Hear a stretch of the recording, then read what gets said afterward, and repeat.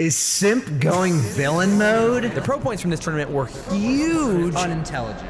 Wow. Or irrelevant. You just missed the whole point. They'll take that any day of the week. And that's why they're going to win this tournament.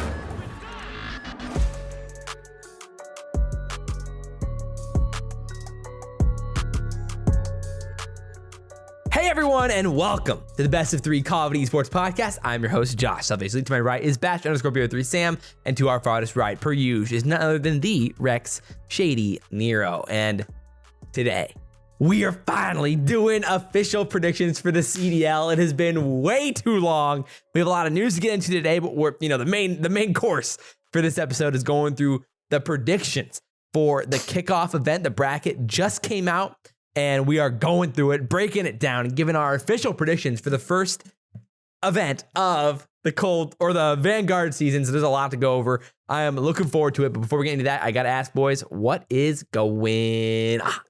Well, Josh, I'm feeling as cool as a cucumber and fit as a fiddle. I'm ready to play a tune and challenge the devil to a competition to see who's going to get the golden fiddle and win the day. Wow, we got a poet in our midst. I'm doing great. And rhyming away over there. Yeah. And you can listen on Apple Podcasts, Spotify, YouTube. You can watch there. You can drop a comment on YouTube. You can drop a 5-star review on Apple Podcasts. But today we actually have someone was kind enough to drop a 5-star review on YouTube, just in the comment. He was like, yeah, I'm dropping a review. So today from Charlie Burgess on YouTube says 5 stars for all the boys been listening since halfway through the Modern Warfare season. Unfortunately, I only found competitive COD during the outbreak, which I don't like to mention, but keep up the good work. I'm from the UK and don't use social media, so you boys keep me posted on a weekly basis in all the news. And being a London fan, well, I've needed some cheering up after the Cold War performance. Let's go. Love Charlie. Dude, I Let's love go. that. You guys are going to be, you're going to be in a way better mood this season because London's coming back. I'm telling you what, Sam's on board. I am all on board on the London train. Choo-choo. Yeah, 100%. So thank you, Charlie, for the 5-star little YouTube comment. We appreciate that. And again, you can follow us Twitter. Weird intro. Let's get right into the news because we have a lot to talk about today. And it's going to be fun. Let's hit it.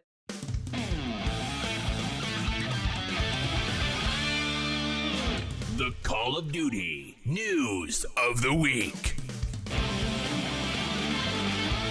News here. Come get your Call of Duty news. Uh-oh. CDL likely reverting back to 12 teams in the majors. So now home teams will not have to play in their own home stands. Thank goodness, the Lord. dude. Wowzers. It's not confirmed yet, to be fair. So I guess we can throw that caveat in there. It's reported by CDL Intel, so it's not like officially confirmed yet, but it's been all the rumors going around. And so, good news. Obviously, I think we're all on board with that one. The biggest question is more like why did they think it was a good idea? Why did they think the 18 was a good idea? I think they're trying to raise the stakes. They're trying to raise the stakes, but here's the thing too. All it needs is a fork. I know. There you go. I know. I mentioned this too, where it's like, yeah, okay. So like, say you're Paris, which is Paris is the easiest team to pick on. Right. You're paying the same amount of money, and then you're pretty much not going to be playing any LANs, right? There's one issue. Then the second issue is if you're hosting, and say you are Paris hosting, and then you had a chance to play in for that 8th spot, like that 8th seed team that is like, why do I have to play against Paris? We deserve this. We deserve this spot. Yeah. And then if for whatever reason they do have like a bad, such a lose-lose. It was just bad system. Oh, it was so bad. Yeah. So that was that was a big thing for me. I was just like, this just doesn't make any sense. And so I'm glad to see they are more than likely reverting back to that. I guess it kind of comes down to okay, well, it looked like, obviously, I hope they can come up with some different ways to make the league play matches a little bit more interesting than last year. Because I know, in stage 4, some of those online league play matches started definitely getting a little old, and that was based off the viewership. You could definitely tell, even some big matches were less than, 60, 70K. Mm-hmm. So it's hopefully they can figure out some ways to throw in some curveballs there to keep it interesting. But overall, I mean, it's just the right play for the majors. I think so too. So, I agree. I mean, that's just good stuff. So Challenger schedules was leaked. Some important dates. The mid-season classic is on April 29th. Yeah. Do you want to explain what that is? Well, that's just the Pro VM LAN event that's supposedly happening. So more than likely qualifiers would happen from the previous Elite series or something on those lines, where they take the top either 4 or 8 teams, more than likely 4, to play against the pros in a 16-team tournament. That's a I mean, good point, finally, Sam. this will be the biggest tournament of the whole year. Yeah. Oh, Like 100%. it's what the CDL community's been waiting for 2 seasons now. Yeah. So like, at least personally, there's no tournament that gets me more excited. Yeah. No like way. imagine like Pro Sparks VM team tournament. Sparks team beats LAG's starting roster. It's like, well, you're going to be moved at the starting roster. Yeah. If that's not, Congrats. if that's the hypest tournament, then like we got to go back to open bracket style. We need the people to show up for this one, all of the audience to show up for that one, because then it's like, yeah. all right, look, this is what people want. They want the open bracket style. They want to see AMs compete, have a chance. Yeah, And then, like, absolutely. Is the it winner going to be an of open that- bracket style, or is it going to be just like Reportedly, it's elite qualifiers. The elite qualifier is technically the open bracket for it. So you have to qualify for the elite series, and then okay. and then if you make the elite series, then you have to win the elite series to be the top 4 teams supposedly in the elite series would get in. Which I think makes sense too. Like I do like that. Like where that is kind of like a, you know, if we can't have a full-fledged open bracket the day of or the week of, I think that makes sense to have it be the elite qualifiers, because you know those technically are the best AM teams at the time. So Right. And you'll see the most like play from them. And it's like, look, this is important. Like this is letting players play against the pros. Like I think overall weaving that in makes a lot of sense. So I'm excited. More for that important specifically. dates. Challengers Finals, August 12th. Yeah. So I guess that means Champs is probably going to be late August then, because last year we had, you know, basically similar schedules last year then. Yeah. First Elite Series qualifier coming up January 26th. And then the Elite Series will begin shortly after that on January 31st. For all those that'll be a good timeline. You want to have that broadcast. Boom, Hopefully you'll give them boom. something to broadcast. So, I mean, well, we don't even know what's going to happen with the broadcast at this point with Challengers, but hopefully that means we're going to get some broadcasts, at least like a dedicated broadcast that weekend would be awesome, because, you know, there's nothing else going on. Like, why not broadcast the Elite Series? But otherwise, Shift and Co. is going to be having a lot of fun. Yeah, this month for sure. Clutch GG, right? Yeah, Clutch GG. 100%. So the first Open is going to be on February 25th. This Open could be in person. Yes. It's a possibility. Very interesting. That was all from the article on Esports as well. And so we don't exactly know yet. Obviously, we don't even know exactly what's going to happen with COVID. We'll be getting to that next, but like with some of the Halo stuff having problems, like who knows with other COVID spikes as well. Like, but the fact that it's possible that it could be at least in person would be huge. Yeah. Huge. Just, you literally can't emphasize how big that is. Well, I kind of think too, like the majority of the amateur scene was kind of chalking the season up to all online. So like the fact that like we even have this hope is really cool. Sam, some Halo news for you. Do you want to take this one away? Absolutely. Yeah. So unfortunately, I think this was kind of expected though. The HGS posted out that the Anaheim event will no longer have any fans, and then also that the open bracket will be pretty much all held online.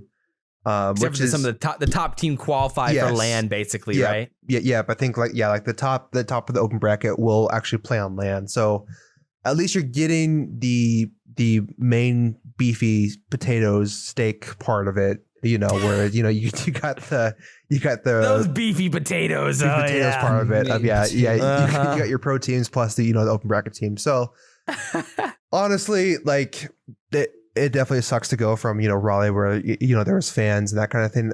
Again, this is just for Halo. So what we're thinking is it's pretty much gonna be similar for Call of Duty. Maybe like there might be some of the majors or whatever it may be might not have fans. That's the worry, right? And it's because obviously Anaheim's a lot different than Dallas, which is kind of the biggest thing. Like, we all know Cali's gonna have more strict procedure than Texas will. Yep. So that comes down to the debate is like, what does that look like for the CDL? And, we talked about them not scheduling, or like the Rokkr had already mentioned, like, we want to host one, and it got all leaked out that these people were hosting. But I think a lot of that's still up for grabs depending on what happens with COVID. Does the CDL like just say, we're just going to host all these in Dallas? Like, is it actually a possibility? I think it would be pretty logical for them to say, hey, for now, we're not going to commit to anywhere except for Dallas, and say stage 1, we're doing Dallas. And once we get to stage 1, we'll kind of decide. Like, I feel like that might be very possible, because who knows at this point what could happen in the rest of the country. Rokkr signs an analyst, Allycxt.zip, Rokkr Allycxt. So this is their 4th person on their coaching staff, which is now Looney, Nubsy, Saint, and Allycxt.zip. Yeah, they got quite the staff going. That's a pretty epic staff. It is an epic staff. Is it the biggest staff in the league right now? Next to FaZe or New York. Them and FaZe. Yeah. Yeah. So they got quite the family going, which is what we like to see. Again, that's what we were talking about. Is like kind of creating that competitive family. I think is good for like long-term stability. It makes you less reliant on the players that you have to build the culture of your organization. Because it's like if you have coaches and assistants and analysts who are kind of all involved and they're seen, with the players and in scrims and things like that, I think it just overall helps build the culture. There is some new CDL broadcast talent that was announced. Yeah. Yes. Allycxt will be, I don't know if she said in her tweet, over the moon to finally announce that I'll be casting CoD League for CDL 2022. Beyond excited for the years to come, and man, was it hard to keep this to myself. Cheers. So she'll be casting it. So I don't know if she's taking the position of Lottie, who we know is doing a lot of things in the Halo scene right now. It makes more sense that she'd be replacing Lottie with considering Lottie hasn't had any announcements on what she's doing yet. So I'd imagine she'll be in Halo. So this would make a lot of sense that Allie kind of comes in and she's the new basically host of sorts for the CDL and does a lot of the interviews and stuff. So she's part of the Cold Challengers War team last year too. Yeah. Yeah. Challengers team. She was casting during that. This might be the biggest news of the whole news section. Yeah. Do you want to take away with this one? Oh, for sure. Harry is signed to London. I mean, as a substitute. Pretty cool. I mean, oh, yes, sir. He made it, baby. I mean, this was kind of what we were talking about with Shift last week, which is, it's not official yet, but he posted it's official GIF, and then CDL Intel posted it's going to happen. So it's happening. And we were talking about this with Shift last week before any of this news came out. Like, it would make so much sense if Harry gets signed. If anyone was ever to replace like a Zero or have them have a roster change, Harry's the guy. And so here we are. I mean, this is like literally the closest that we've been to like a team picking up a challenger, like a full challenger squad. Like we have been saying for the past couple of years is if you're a Paris or a Boston, just pick up a full challenger squad. Don't pick up like 1 or 2 and then try to throw in some, old pros in there. It doesn't seem to work, but yeah, I don't know. Yeah. So I like the move. Ravens is the only team that like, we've always been talking about like, maybe these challengers players really like they're the next up. Like they are, their time is soon. Ravens is the first team I think that really fully committed to that idea almost. They have Afro, Nasty, Gizmo, and now they're picking up Harry. They have Zero there, which obviously he's like kind of like a legacy player. But every other team always picks up like the bigger names. Paris, you got, fellow Decimate John Temp. And nothing against them, but it's just interesting to see Ravens kind of break the mold a little bit. There's a Boston announcement coming soon. Your mic sounds so good. Had an Instagram video or photo or something on a story, and he was at a photo shoot / film set. Yeah. Boston announcement could very well happen by the time this is posted. Within the next 2 or 3 days, it's going to happen. How do you think they're going to announce it, though? How they announce it tells you everything you need to know about an organization. Really? I mean, but it's weird because this situation, they're all like everyone knows. Like there is zero hiding this. So I guess it's just a little bit different situation. I do like the trolliness of the social media situation for them. I was going to say, like it's probably going to be like some their like direction. Trolly meme announcement. I don't know. Yeah. I'd like see some sort of I don't know. The identity something of like their roster with methods. Yeah. Yeah. Well, teams get leaked now, which I think provides an issue for you. Really got to try and find ways to spin that to make it still like an exciting thing. Yeah, Or I'm funny sure or it'll be something. something with methods that's funny. It's got to be, right? Like at this point, it only makes sense. So, Hopefully it's not. By the way, his stream has kind of been popping off. oh, it's been popping, and yeah, we'll talk about that team later. They've been interesting. Yes, It's been very Boston interesting. has been. Okay, next up. So there's some Vanguard news. Ranked play coming in the next few weeks. Pretty sure Is it's a it? World War II system as well. So there is a infamous leaker guy named the Ghost of Hope on Twitter. He says, can confirm that Vanguard will be getting ranked in the next few weeks. Just got word from a source. Pretty sure it's World War II's system as well. Ugh, don't Thoughts? tease us like that.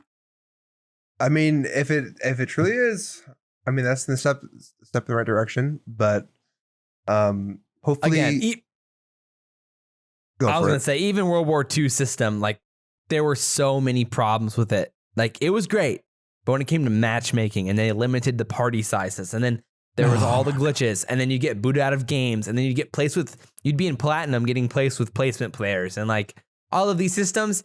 Hopefully those are improved at this point. 'Cause otherwise, people are gonna find things to complain about. But Word, Oh, exactly. that's right. I totally forgot Nothing- that we had to like glitch it to get to 3 people in a party. yeah. Because at first it was you could play with 3s but not 4s. Then you had to glitch it to get into 4s. Then you could Yeah. play with 2s but not 3s Mhm. or 4s, or maybe it was the opposite. I can't remember. Then you had Yeah. to glitch it to get to like a full party, and like they kept patching the glitches, and everyone's like, "Why? Just, And it was so weird. Yeah, that part was weird. And then I guess the only other thing too is like the rule set. Like you know, hopefully they keep up to date with the rules. And yeah, I know There's- the GAs and all this stuff. there's too, just so a lot of ways it can go wrong. That's the problem. Like I'm holding out a lot of hope and positivity, but the resume isn't great. Also, the other Vanguard news I forgot to put in here was that there is a big update coming. Tuesday, Wednesday, pretty soon here, maybe Friday. It's sometime this week. I can't remember the date off the top of my head, but that is possibly the big spawn change that people have been waiting for. But I guess we'll have to see, Oh man, wait and spawn see. changes, please. which would be, again, that feels like too much to hope for, but we'll see what happens. You never know. But I have high hopes for ranked play. I think this is going to be the best ranked play COD has seen in the last since World War II. wow.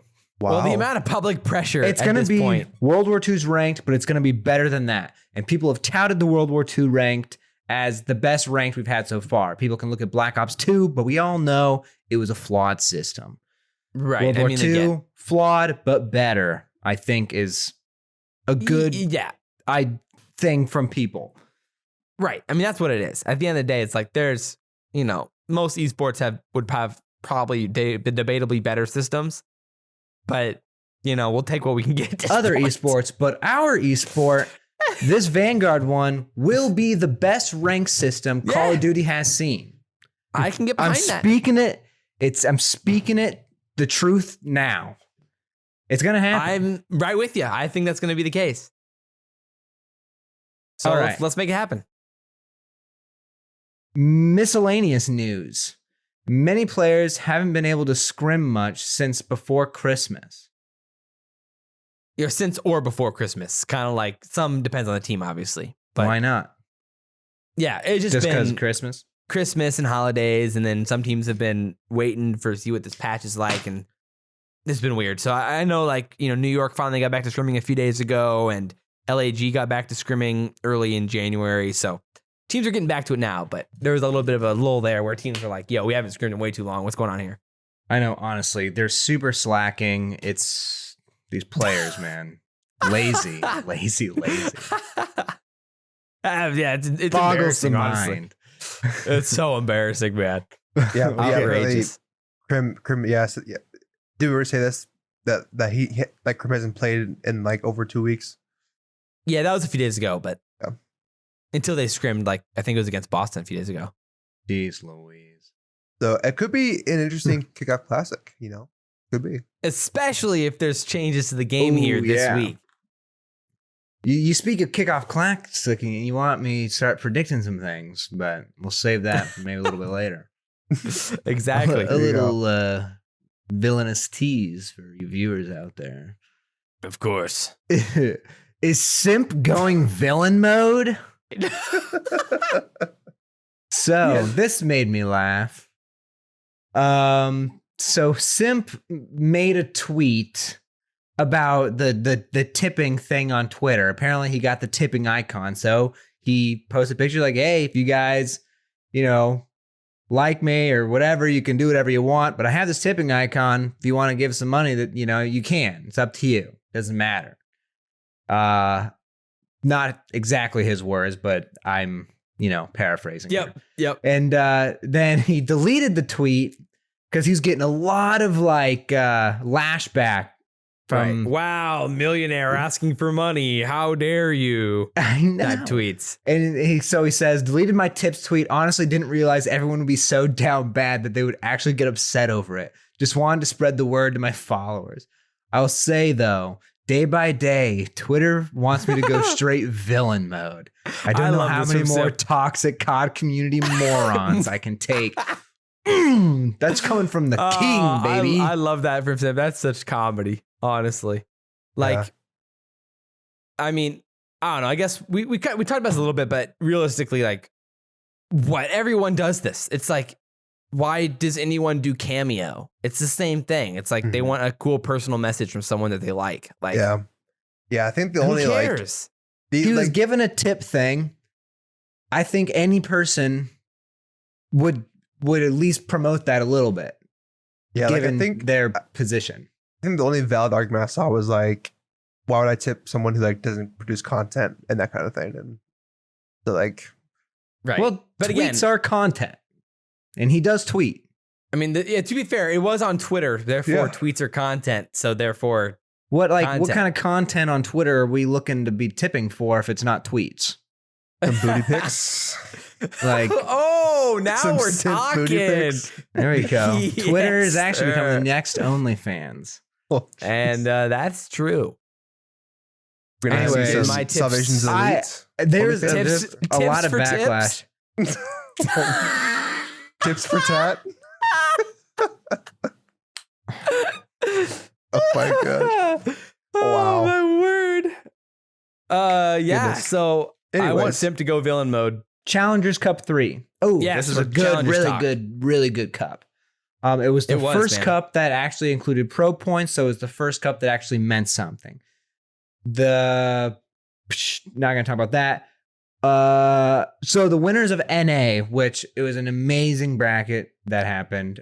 Real Madrid won the grand finals, but it was against Path to Pro, which Path to Pro is a team of Yeez, Florida substitute, Spart, LAG's substitute, Proloot, and Mohawk, which if you don't know, Pentagram, who is on the Real Madrid team, who are the winners of this grand final, that team reverse swept, but he also 1v3'd Path to Pro to send Path to Pro to the losers finals. Path to Pro wins against Trash Bros, which included Yuli, which I believe is Aqua, and Mind and some other players. Right. And then Path to Pro made it back to grand finals, and then Path to Pro lost. But I will say this. Also, real quick, the storylines are also these two teams have gone back and forth all of last year too, because Pentagram, Panda, and GodRX played together last year on BBG, and then Proloot and Mohawk and Spart were playing all last year together as well inside Challengers, and they won the Challengers finals as the We Are Trying Now team with Saints. So there's a lot of storylines in this cup that worked out really well, and there are two teams that everyone knows. This was a really fun cup. It was a really good cup. And I should talk about who's on the Real Madrid team because they did win. So they did win. So maybe I should talk about their roster too. Who was on it was Pentagram, GodRX, Pander, and Vickle, baby. Vickle. The Vickle, the freaking Spanish god. Yes, really good player. 18-year-old, man. He's looked really good. It's impossible not to be impressed at this point. Yeah, a lot of good players. But I will say this, that Path to Pro team, I think they were the better respawn team. I think they threw when they played on Bocage. I think they could have won the Bocage hardpoint, but they didn't. And then they lost in the game 5 S&D. Right. I mean, all the series which were really Real Madrid was, I think, the better S&D team. Yeah. I think Path to Pentagram. Pro was the better respawn team. But Path to Pro, I think they threw in the Bocage hardpoint. And I think that's literally it. I think if they won that, it was over. I think they won every single respawn except for that. If these two teams stay together, I fully expect both of them to probably be the best two teams in the next few weeks. Yeah. Like, and if not the next month or two. ProLoot is becoming one of my favorite challengers players right now. He's been playing really, really well. I don't think he's like the flashiest player, but if you just look where he is on the mini map, how he plays the map, I think he has a really good mind for that. And what's the one with the ship in the middle with the sniper's nest thing? Was Gavutu. Gavutu. That ship is ProLoot's ship. He literally was a monster. Oh, yeah. Against Trash Bros, against Real Madrid, he was a monster on that hill. And I loved how he played it. He's really good at Gavutu. It felt so good to watch because it was like finally some casted, some competitive COD with actual meaning, with money on the line, pro points. And like, again, the pro points from this tournament were huge because of qualifiers for the Elite Series here in 2.5 weeks. So like every pro point you can get at this point is massive when it comes to seeding and chances for qualifying for the Elite Series. So really, really big. Like I said, the whole tournament was really fun to watch, and like from the Real Madrid team with Vickle, really impressive. And it's hard not to be impressed. Pentagram was impressive as hell, Pander, too. and GotterX, Pander, and Pentagram. I mean, all of them looked really, really good. And obviously, everyone was talking about Pentagrams. What was it? 19 kills on was that Tuscan? With the one where he 1v3'd Mohawk or whatever. Where he had 19 kills in the game. I can't remember exactly which map it was. I think it was Tuscan. But yeah, that was insane. So really impressive. Pentagram had a really good series. He played really well in the cup. They all did, minus Mohawk didn't have, I think, the best cup he's ever had. Really? I thought Mohawk had some really good moments. He did. No, I'm not saying he was bad. Like, he obviously made it to the grand finals for a reason, but he didn't have the best weekend, I should say, in that cup. I think interesting. He has much better potential than what he exhibited. That's what I'll say about that. Yeah, I mean, realistically, any of these guys could end up getting picked up. It's just interesting with the GotterX Pander Pentagram situation because like they played together for so long now in challengers. It'll be interesting to see how teams deal with that when they're trying to figure out who they want to pick up. Yeah. Like, that's why I think it's more likely that Vickle gets picked up.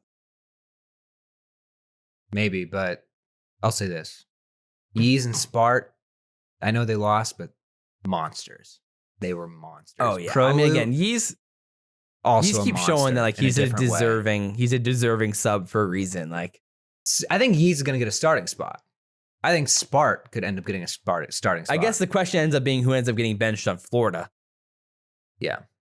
But that would require them thinking the meta probably needs to be shifted to another SMG, which probably means Dave would hit the bench again, more than likely. Who knows? That's a question for another day. But let's talk about the European scene. It is the Young Cretans, which is that Spanish team who have been really good since Modern They've been Warfare. on fire. They're always good at the beginning of the year, and then they start falling off at the midway, like end point. And by falling off, I mean like third place, not first every time. But that team was Real, Lucky, Metals, who we know, and Journey. Yep. And they didn't even drop a map. And they've now won all 3 of the cups. Yeah, so the 2 cups that didn't mean anything, disgusting. They won them anyways because they thought, let's just have some fun and win it. And now they went to the 3rd cup that actually meant something, and they still won it with ease.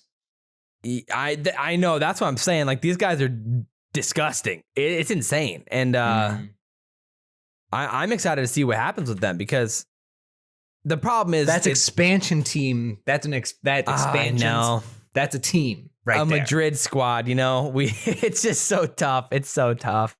Like, yeah, Real has been insane. Again, Real's an 18-year-old, a Spanish 18-year-old, and he's been really good. It's been impressive. We'll see what happens, but a lot of people are calling him the Spanish Hydra. Wow. Go. Not my words. APAC. Renegades have not won a cup yet. Oh, Okay. That's all Well, we the have on question this is- line here. Let me well- go check this out. Who won? No, the yeah, the winners future was, won. Yeah, the future was Cruz's team in Buzzo. Cruz, Buzzo, Jason, and Replied. Yep. Yeah, they well, yeah, I mean, people were talking about Renegades because again, like they lost Pred, and so it's been like, oh, they're not winning without Pred. was he You the know, reason? like was he the reason? reason is the question, you know, like, or is that why they dominated and didn't literally lose anything for so long? Because they replaced Pred with Swifty, which I mean, again, they got second in the first cup, and then they've gotten top 16 and third. So it's That's not like rough. they're awful, but not No. what you want. Yeah. And last but not least, our newest addition to the Call of Duty scene, Latin America, the team Yes, sir. Skullcracker of DJ, Ivad, Sucre, and Lucho. Nice. I've Yeah, like it was debated. this- I'm like, do you say it's like this? It's the same top three from the second cup as well. So I guess we're starting to see a little bit of consistency there. And again, shout out to Shift and his whole squad over there because they casted all of this and they were doing a really good job of like broadcasting it. And go follow We Are Clutch GG on Twitter so you never Yes. miss any of the amateur scene Yep. and Got all some the good- broadcasts. Got some good recaps too. If you just want a quick video just Yes. to watch too. So that's huge. And that's all we got for the news this week. That means, Unless you guys got without any further else. ado, boys. Oh no, that means we're going into the fun of this thing. We're going to the predictions, the first predictions of 2022 of the We season back of already Vanguard. to predictions. We're back. Holy cow! And so, without further ado, guys, let's talk about who is the best in the game. Let's go. Literally.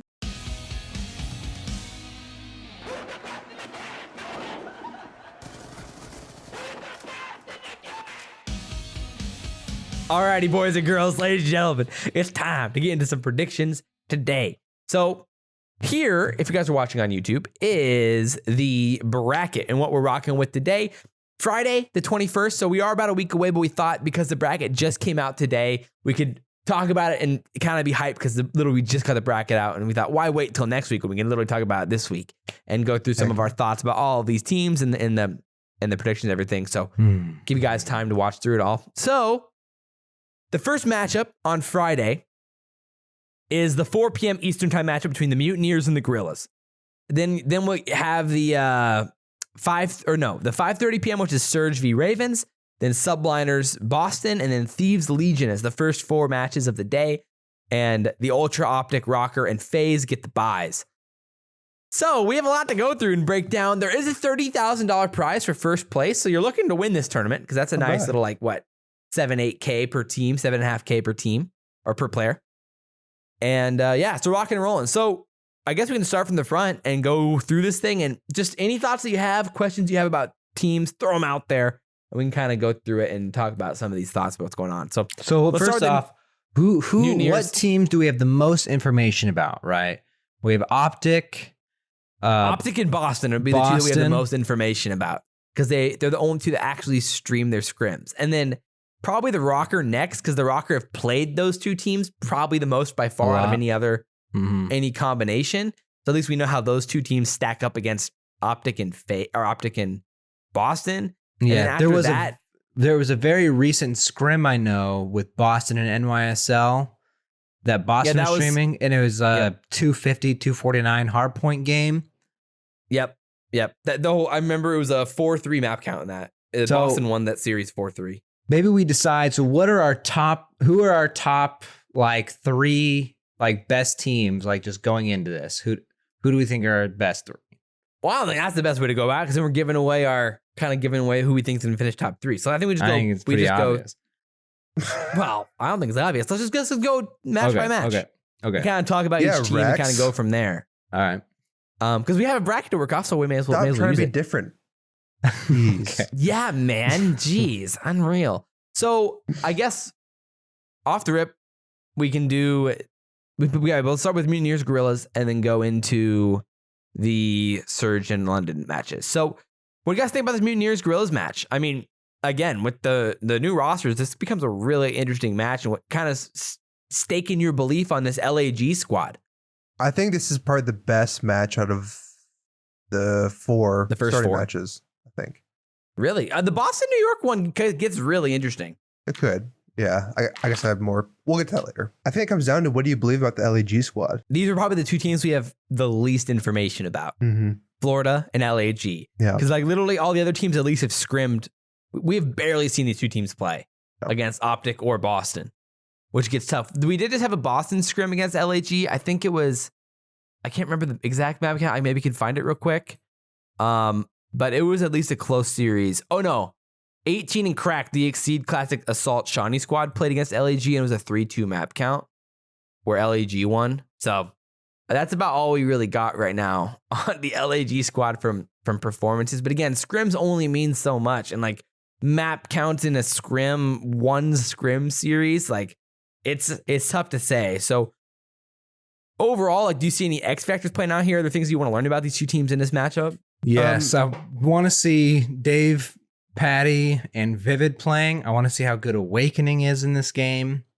Awakening, I've heard, might be running a sub. Yep. And Dave Patty's their flex, so that's interesting to me because I've always seen Awakening as just like a godlike AR player. Yeah, but I mean, back in Modern Warfare, he was running the sub, so he can do it. And then with LAG, I don't know. I just don't. Where's Hook at? That's the real question, I guess. The SMG duo. Yeah, I think it's kind of a meme, but like historically, Slashers teams have been kind of bad at the start of games. So do we see? They have. Do we see LAG kind of fall early here, just because maybe they haven't really gotten a good start, but then of course like we've seen in I think like since Black Ops 4, really Slashers teams have kind of progressed out through throughout the years. Yeah, that's the thing too. Like what gunless are we going to see? Yeah. We're going to see like a godlike gunless, or it's going to be more just like the same. I know this is a Cold War one and done gunless. tournament too, so it's like these matches are huge. Like Yeah. they're pretty important. I'm going with LAG, honestly. I Really? think. Yeah, because I think this Kickoff Classic really comes down to just, I don't know, internalized passion. That's why I don't have FaZe like winning it, just for the sheer fact that like they're not going to be going as hard as like a team that has to prove something, right? Interesting. The Florida situation is really interesting to me because, again, the Kickoff Classic, like I said, it's not going to be telling of really what we think about these teams in the long term, but more about the short term. And I think this Florida team is going to have a lot to prove, and I actually am really interested to see how they play. Yeah, I'm tempted to go Florida here in probably a 3-2. There's still some things up for grabs as well when it comes to like the patch and what happens with the patch as well. And maybe a meta shift response, things like that. So there could be a lot up in the air here. And again, with S&D not really mattering, I like the Gorillas' chances in S&D in this game in the long run. But up front, I'm going to take Florida 3-2. So what are you guys' thoughts? Do we want to assume there's going to be 3 hard points? I think that's safe. Okay. I mean, that's what they did in the last cup. So like, just go off recency. Josh, I think I kind of want to pick Florida too. Oh, baby. Could just be Well, a little bit of Sam, I want bias. your thesis on this. Again, I think it comes down to like, what have we seen historically with slasher and gunless teams?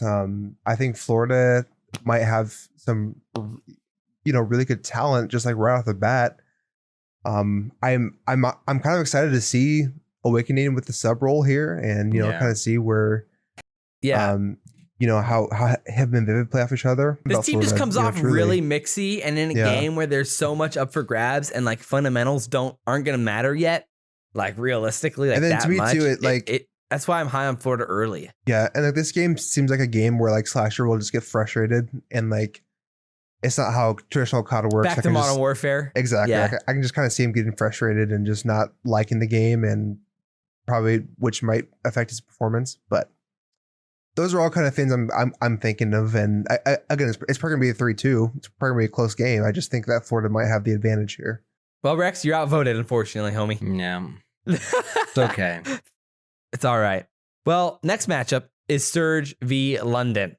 Sending them on. Oh, that means Florida goes on to play the Ultra, by the way. So now Surge v London to go up and to play against FaZe. Thoughts on this one, Rex? I'm gonna be honest. I think London's gonna take it.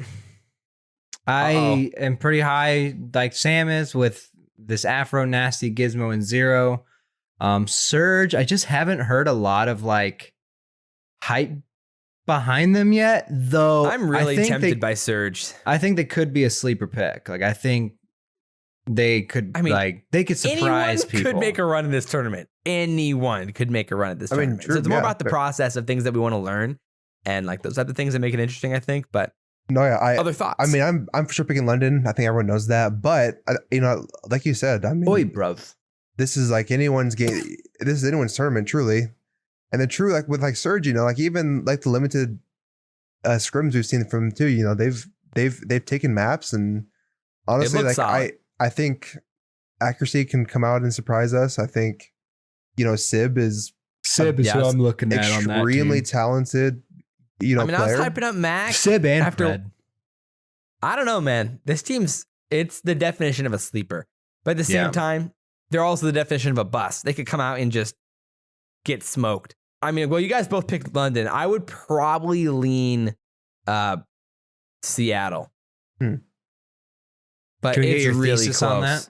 It's just a weird situation with having a new tournament here. So it's like I'm leaning to pick the teams in a kickoff where there's not like a ton on the line, that when S&D is going to be so crazy are better in that chaos. And I've seen, from what I've seen in the scrims when they have played, Max looked good, Sibs looked good, Preds looked good. Like they have slang there, which I think can make them really, really, really competitive.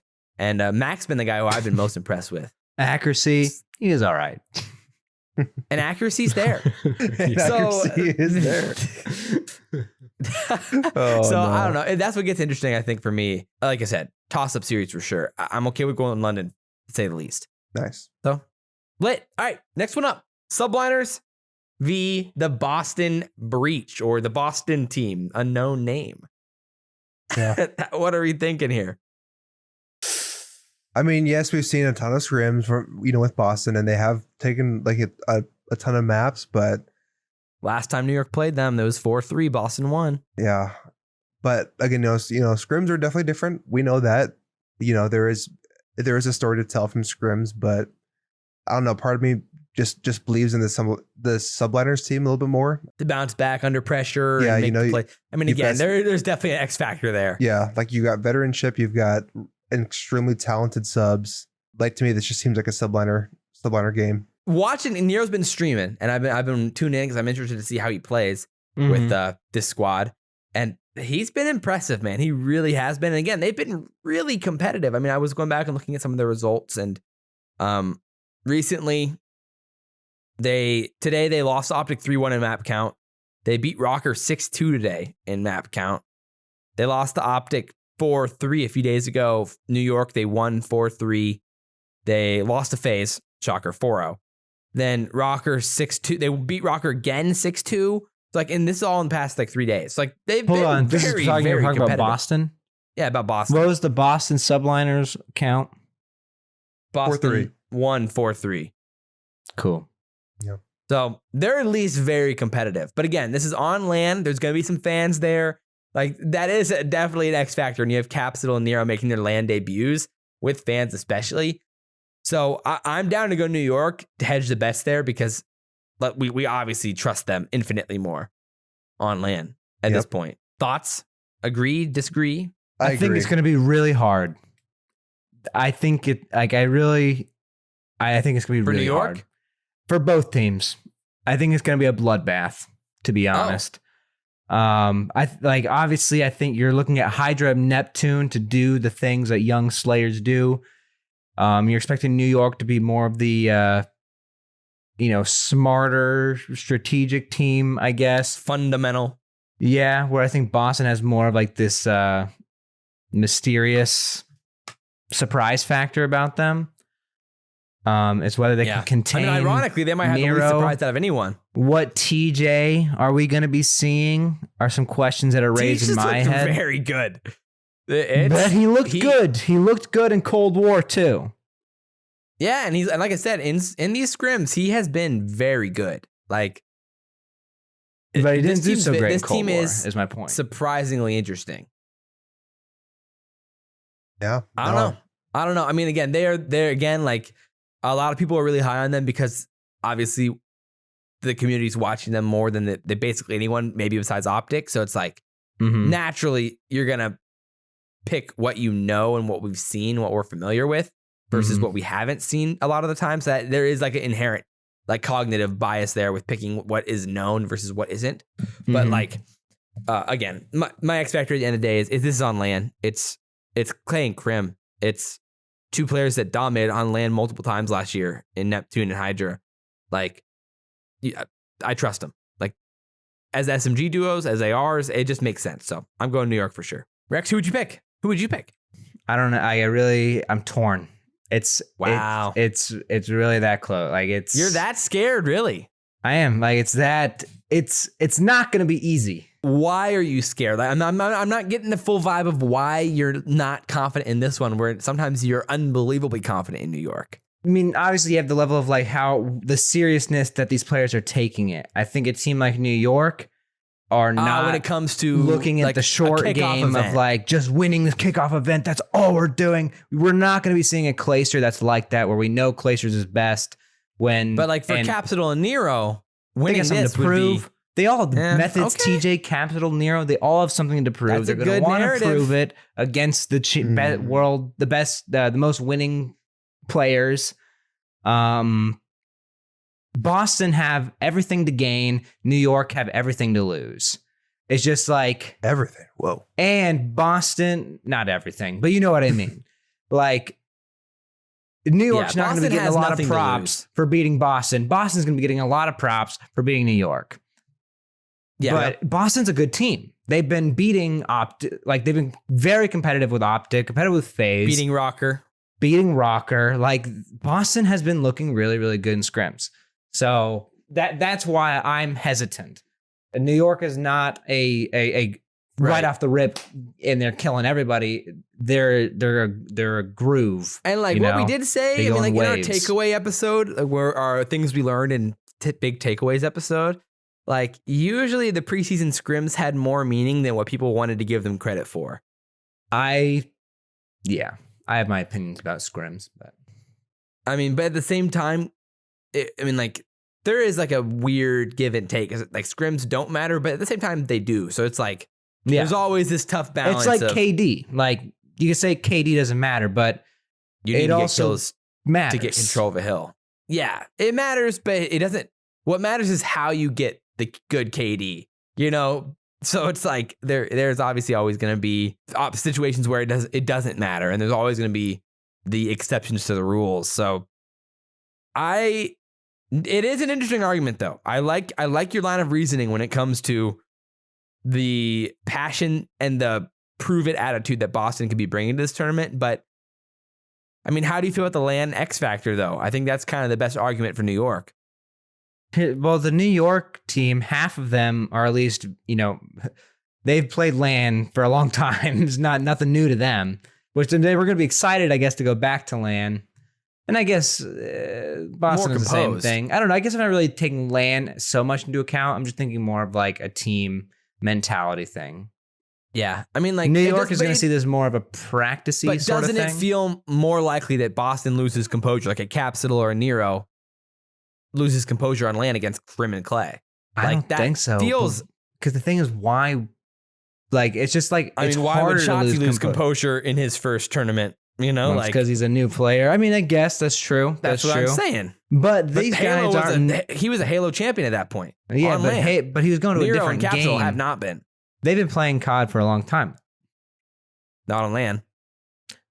It opens, I'm sure. But yeah, I hear you. I hear you. Maybe I'm playing the other I don't know if they're there, stage shy or not. I don't know. Maybe though. Yeah, that's fair. I mean, again, like I said, I've been very impressed with Nero, watching him and how he's played. He's snappy and he can use the automaton. He can use an MP40. He's very versatile, and I've been very impressed while watching him. So this, in my head, this is the most interesting matchup of the first four. just because I don't know what in the world we're getting with the Subliners or Boston. Mhm. And so it could go either way. So, Sam, were you at all convinced by that argument? Because I'm very torn. I'm very torn. No, I think it's a good argument. But again, I tend to lean more towards veteranship when it comes to these kind of things. But then along with veteranship, like they have the gun skill too. Like, they've got freaking Hydra on their team, and Right. I don't know. To me, like, I think this is going to be a Subliners win. I think Boston's going to put up a great fight. Truly, they're looking like a good team, but when it comes to the first LAN factor and all the guys on Subliners, All the things you kind of already mentioned. Yeah, they've been there and they're good. So fair play. Yeah. I'm really excited to see how Subliners play together. Oh, 100%. This is going to be a fun one. I'll be watch partying all this, and you guys are welcome to hop in the watch party. We do a collective watch party if we can make that happen, because some of those are going to be some late night matches. I mean, one of them starts at 8:30 Eastern time. So like the Thieves Legion one. So that's what we're next. Speaking of Thieves and Legion, that's what can't talk. That is what's up next. So thoughts on that matchup? I mean, it's going to be Thieves, to be honest. You would expect, right? Yeah. Yeah. There's I don't think there's much of a conversation here to be had. Yeah, the only time we've seen Paris recently in the past 3 or 4 weeks, I think, was against the 18 and crack team. If I'm looking through Scrimtel, yeah, they went 4-5. They went 4-5 map count with 18 and crack. They beat 18 and crack, which is against Exceed, Classic, Assault, and Shawnee, 4-5. Or 5-4, I guess. Yeah, Which that team is pretty good. Shawnee team is a top 3 challengers team. Oh yeah, they're a very good team. Undoubtedly, like 2 100%. quarters ago or whatever. The past first 2 or something. Yeah, I guess I'm going with LA Thieves as well with this one. Right. People I'm looking at: Envoy, the new squad, Octane, and then Draza is carrying that over. Kenny, I'm pretty confident in Kenny being Kenny.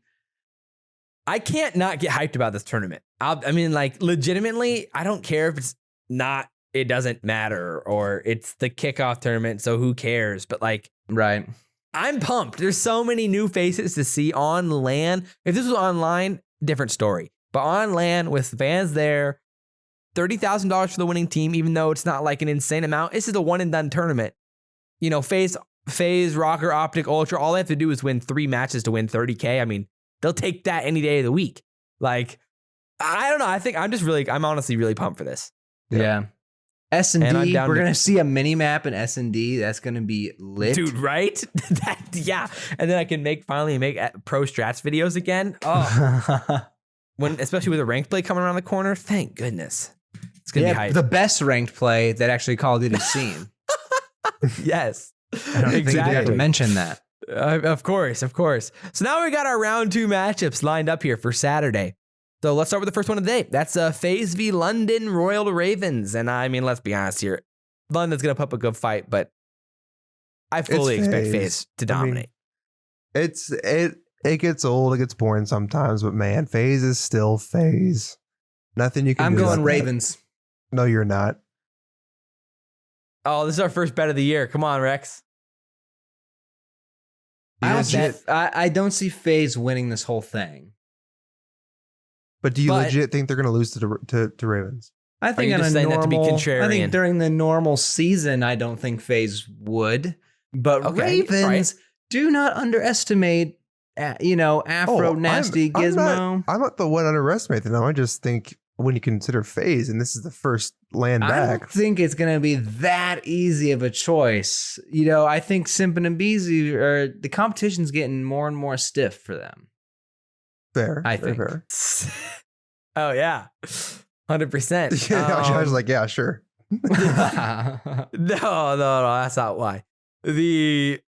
I don't know. And again, this is not a tournament that means much for these players. And that's really the crux of my argument, I guess. Is FaZe will be trying to win, but they're not going to whip out all the greatest stunts, Yeah, I mean, there is a question there. Or last year, I don't know. I mean, I think on LAN with $30,000 for a first place prize, I think we're going to be seeing a FaZe who's trying.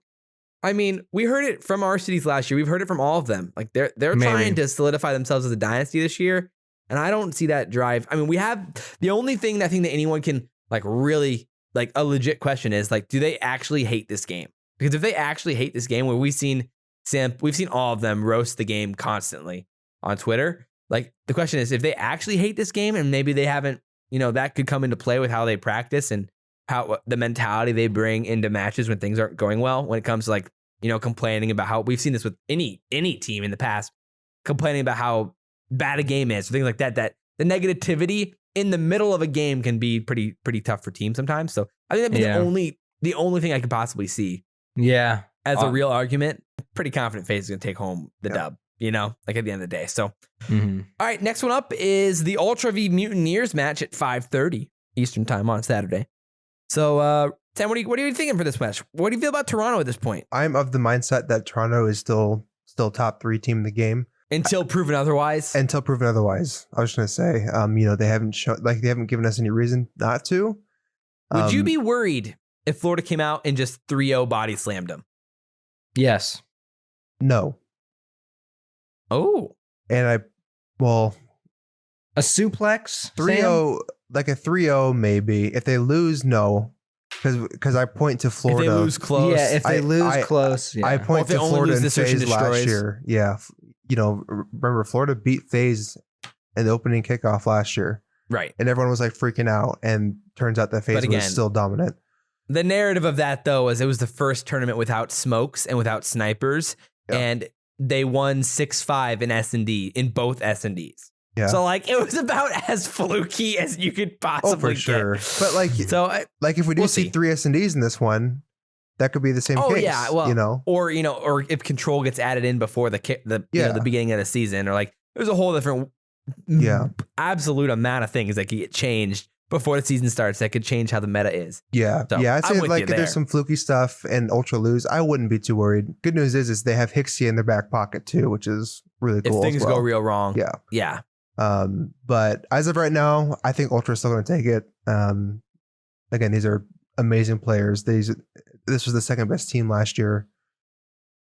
I agree with Sam. I think Ultra's going to win. I agree. It's easier to trust them. And again, on LAN, we know exactly what we're going to get with the Ultra. For sure. So I'm with you there, Rex. You on board? Yeah. Alrighty. Ultra to the semifinals. Next, we got the Rokkr and Subliners.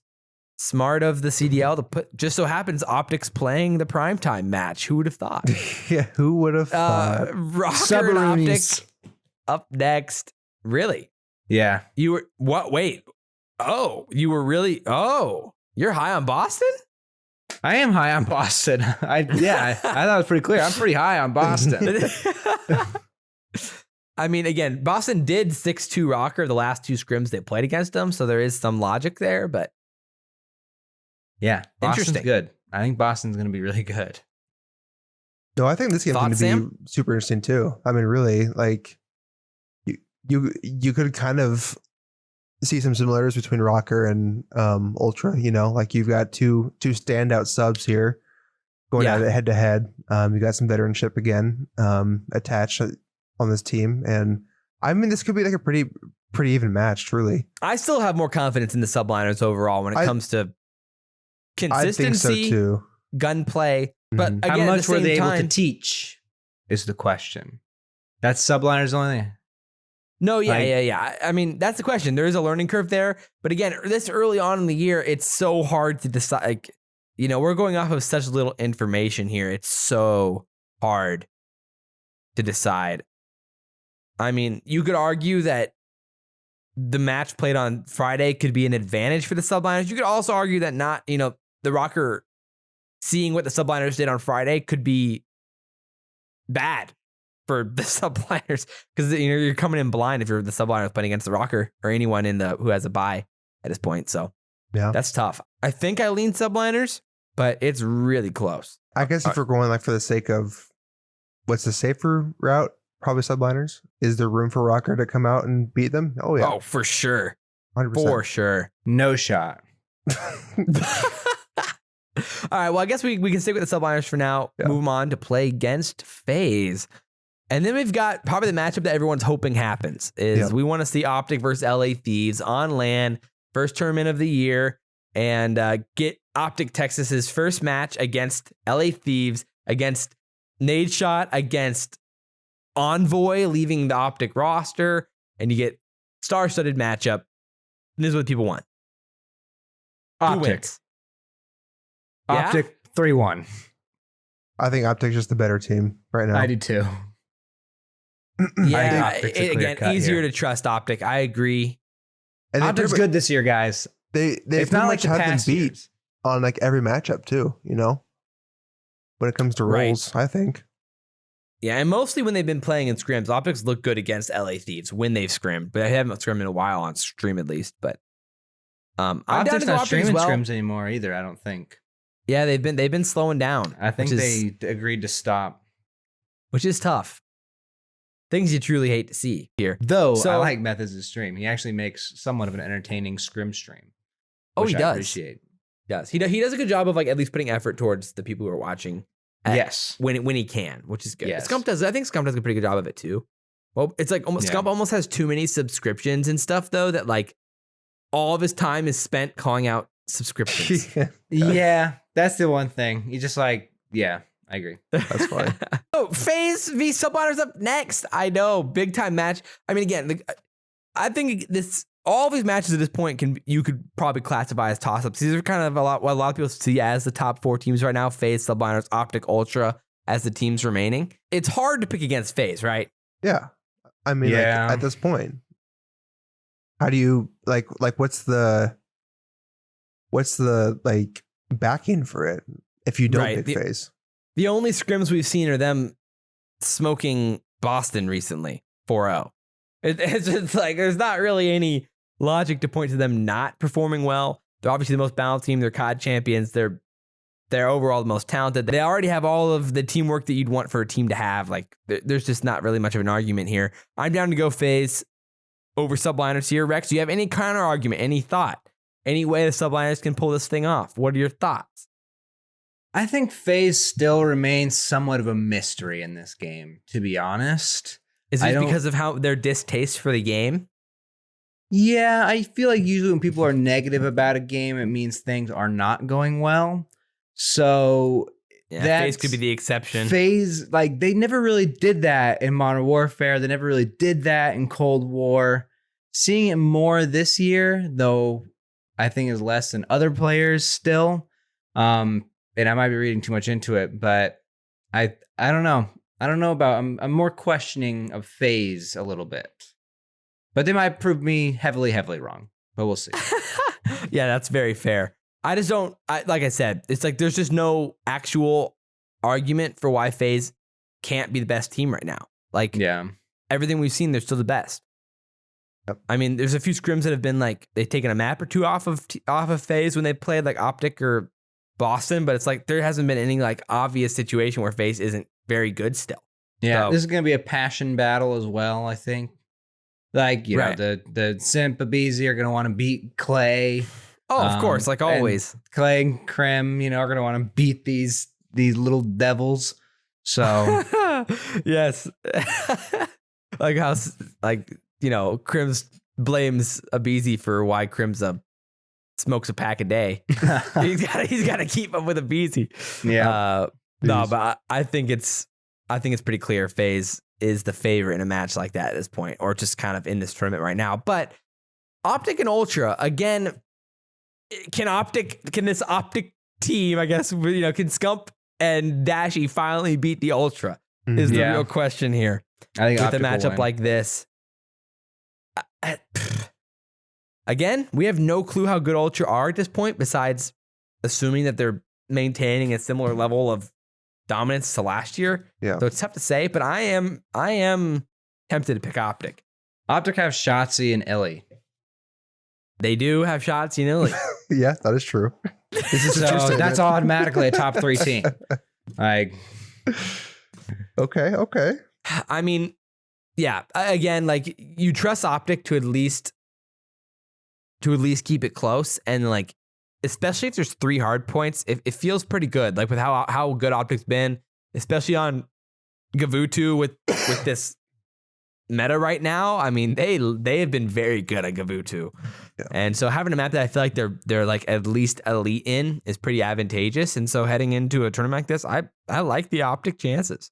It's just hard, like, because like they're just gonna be overinflated when we don't have anything with like Ultra. Right. Again, So same sort of bias here where we have no information on Ultra, therefore pick the team we know something about. So it's like part of me does want to pick Ultra here, but it seems like OpTic is in a way better state than they were last year. Of course, the half of them is a new team, so yeah, that's fair. Probably OpTic, honestly. But again, Ultra, I'm think, so excited to watch Search and Destroy. Yeah, it's gonna be really interesting, especially in a series like this. I saw like there was a clip of Scump talking about like how S&D is just chaotic. They've been scrimming it in like 9 map series, or whatever, in scrims and practice, and so it'll be interesting to see how they play in S&D when monies might be on the line here. The grand finals will get really interesting. So I guess we have OpTic going on here. At this point, anything's possible. We'll talk about some other potential things that could happen in this tournament after we get through this final prediction here. So this is what the CoD League hopes happens for the sake of viewership. FaZe OpTic in the grand finals, one and done. Winner goes home. Winner takes all in one series. That's lit. Even if it's quote unquote just for 30K, this would have some pretty good viewership on LAN. So I'm going FaZe here. I just at this point I can't pick against them. Like until we see an obvious flaw that proves they're not the best team in the game, I don't know how I could pick against them. Leaning back to what we're seeing here, some gameplay of them playing on Miami last year in S&D. Classic. Thoughts? I think it's going to be OpTic. Oh, okay. I'm using a little bit of my fortune teller powers and kind of reading the aura of the space. Yeah. This is a typical OpTic situation. They are going first event of the year. First event of the year. They're going to be coming in to prove something. OpTic always comes in to prove something. So that's what they're going to be doing this tournament. And that's why they're going to win this tournament.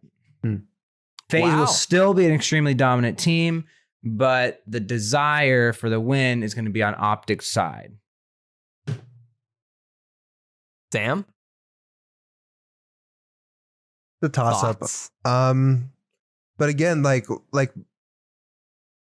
I think that's the only like reason why you pick OpTic is for what Rex said. Like it's their history of being good at the beginning of the season. It's the history and it's like the storyline. Because like again, really, FaZe coming off of last year, why wouldn't they win again here? There is no difference. Right. Really, they're still top dogs. And again, in scrims, they've still been what we've seen to be the best team. Yeah, yeah. But even OpTic as well has been at that OpTic's been top tier. Echelon with FaZe. Yeah, for sure. It's gonna be a bloodbath of a battle. Definitely. So I think that's fair, but I like my odds with FaZe. Yeah, again, like with the first tournament of the year, it's kind of hard not to go with what we've pretty much seen the latest that we've seen, which is champs, and then also some scrims. It's gonna be FaZe. Fair enough. All right, FaZe wins. FaZe is our champion of the kickoff tournament. Unfortunately for Rex and for OpTic fans, they lost out. So this is what our final bracket is looking like here. Fans, they're green wall haters. They want to take out bricks and crush them. Don't let them do that to your spirit. OpTic are winning this, 100%. What I want to do now is go through some potential. What I really want to do is all of us pick a team that we think that's not the team that's most likely to win the tournament or who's going to go the farthest, who's not in our final four here. All right. So each of us pick a team, and I want you to kind of like write down your team that you think could go the farthest. That's not in our final four. And whoever goes the farthest, it's a little wager between all three of us. Whoever picks the right team, $5 wager. $5? Am I made of money, bro? A gifted sub. All right. There we go. All right. Sam, do you have yours written down? I mean, yeah. Do I need to write it down? Actually write it down? Well, Am I mean, holding up a piece of paper here? I can do that. you don't have to. You already said I had to. Okay. All right. You have to. Sorry, audio listeners. He hates you. I'm sorry. I mean, do you want me to say mine or? Yes. London? Fire away. London. Shocker. I mean, we kind of already went over the upside there, but you are picking a team that has to go through FaZe. Yes. Not ideal. Yes. Fair enough. I totally looked at that before picking London. All right, Rex. I would imagine Boston. It's gonna be for him. you're gonna go with Boston based off of our conversation here. So who do you got written down? Writing like an essay over there. Hold on. You are writing an essay over there. Wow. Because I wanted to not have the same as Rex, so I assumed he's going Boston. But if he's not going Boston, I'm going Boston. Okay. Word. What's happening? You I got too invested, and I didn't. Guys, please don't judge me. But okay. I'm going with Boston Breach. I'm the one Who wants going the the picture? farthest. Oh, are they breaching the door? They're breach. Oh, Awesome. yes. Yeah. Oh, You let's got go, it. baby. Nice, I like that. nice. You got it. There you go. Love that. All right. So Rex has the Boston Breach, which means I'm going to Mutineers, baby. Wait, no. Yes, I'm going to LA Thieves is too much of a cop-out. I'm going to go up Mutineers as mine because I wanted to go Boston, but Rex took Boston, so I'll go Mutineers. Who'd you take, Sam? London. Ravens. Okay, So we've good. all got our different horses in the race here, which is, I think, the fun of it. So we've all kind of got our underdog team to root for in this tournament. I mean, LAG and LA Thieves are very interesting. And, are we, is it classic best of three people, Rokkr fans think we're underrating the Rokkr again? Because that's very 100%. possible. Yeah, probably. They're the toughest team to figure out where they're at in this game. Well, maybe not the toughest, but it's like, they're a team that I want to see the upside before I predict the upside. Well, it's a team too that like had such a varying contrast too. Like last year, they went from like really not good to reverse sweeping Ultra in a best of whatever it was, LAN. 9. Yeah. So I'm with you. they still kind of are a wild card. So For sure. So, all right, we all got our squads. I think it's fun. And we'll see what happens. We got FaZe going, and we'll go from there. So we got now intelligent or irrelevant to wrap the pod. Let's hit it.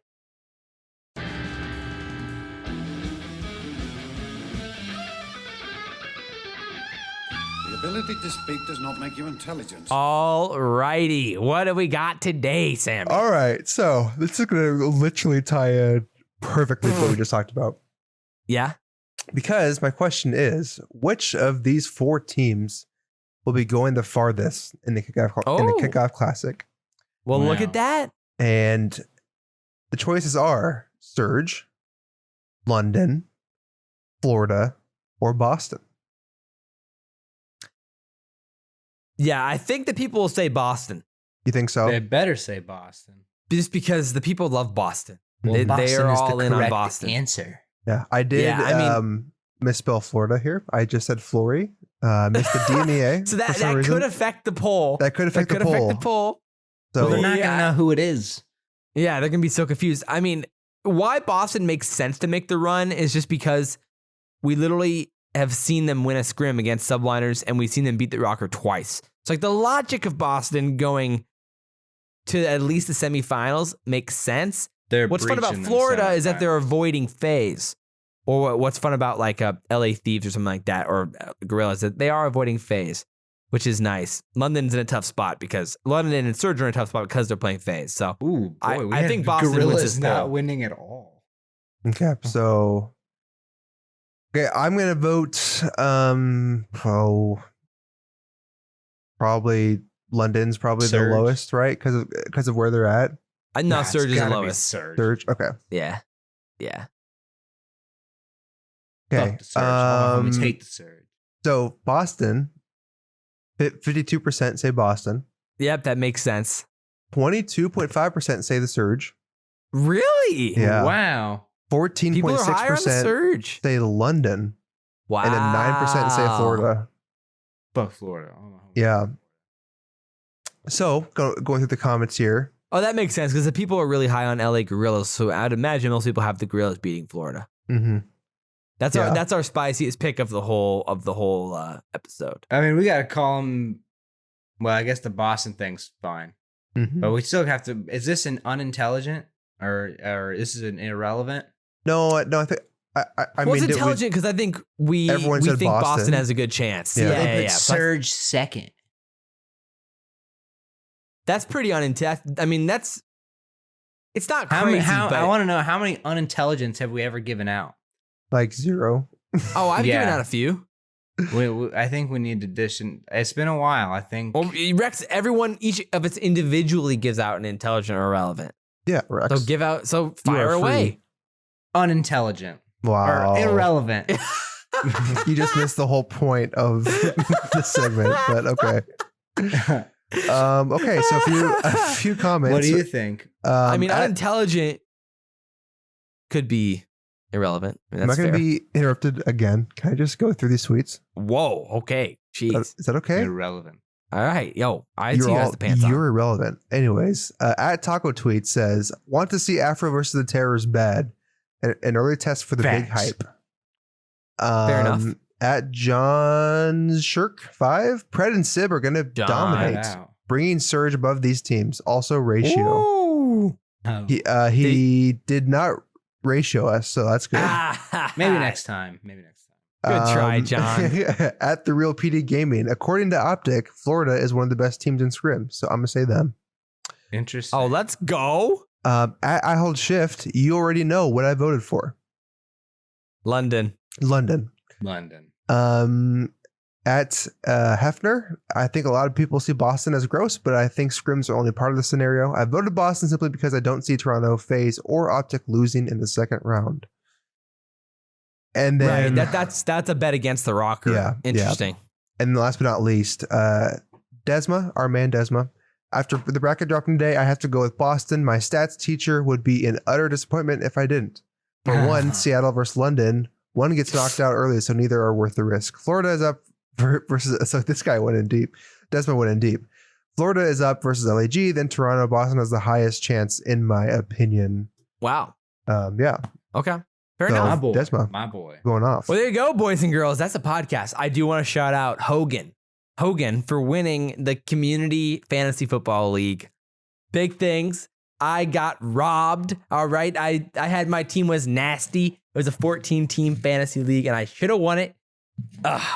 Things you hate to see. I didn't actually. I wasn't even in the finals, but shout out Hogan. Things you love to see. That's rough. I know. But there it is, boys and girls. The podcast today.